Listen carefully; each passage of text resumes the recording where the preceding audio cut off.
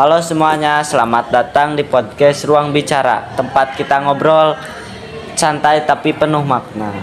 Hai, hari ini topik kita menarik banget nih, yaitu tentang perubahan perilaku manusia dan bagaimana desain tempat tinggal bisa memengaruhinya.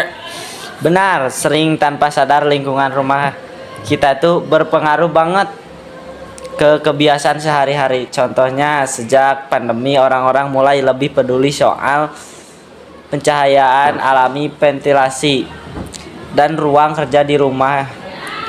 Dan gak cuma itu, desain tempat tinggal juga bisa mempengaruhi pola hidup sehat, kenyamanan, bahkan interaksi sosial di dalam keluarga. Nah, biar pembahasan kita makin seru, kita udah kedatangan narasumber spesial yaitu Rifki. Halo Kak Rifki. Halo Kak Firman, halo Kak Danur. Makasih udah ngundang. Seneng banget bisa ngobrol di sini. Kita juga senang Kak Rifki. Nah, boleh dong dijelasin dulu apa sih yang dimaksud dengan perubahan perilaku dalam konteks tempat tinggal? Tentu, jadi perubahan perilaku itu merujuk pada bagaimana manusia mengubah kebiasaan karena faktor tertentu. Dalam hal ini desain rumah misalnya dengan ruang terbuka cenderung membuat penghuninya lebih aktif, bergerak, atau lebih banyak interaksi antar anggota keluarga. Wah, menarik ya.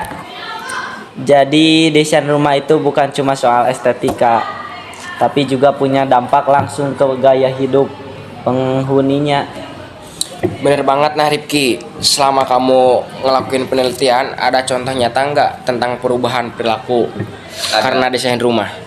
Ada, salah satunya adalah penambahan ruang kerja atau home office.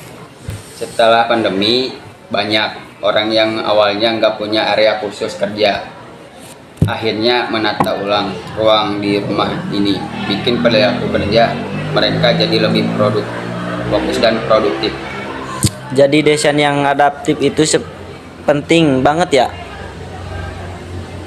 Iya, sangat penting. Desain rumah ideal itu bukan cuma indah, tapi juga fleksibel dan mengikuti kebutuhan penghuninya yang terus berubah.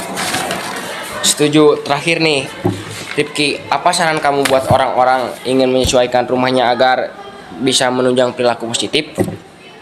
Mulai dari yang sederhana, contohnya pencahayaan alami, siklus udara, atau membuat ruang terbuka yang nyaman buat interaksi. Intinya, rumah harus bisa jadi tempat paling nyaman untuk tumbuh dan berkembang. Keren banget penjelasannya. Makasih ya Kak Rifki udah sharing bareng kita. Ya, makasih banyak. Semoga teman-teman yang dengerin bisa dapat insight baru tentang hubungan desain tempat tinggal dan perubahan perilaku.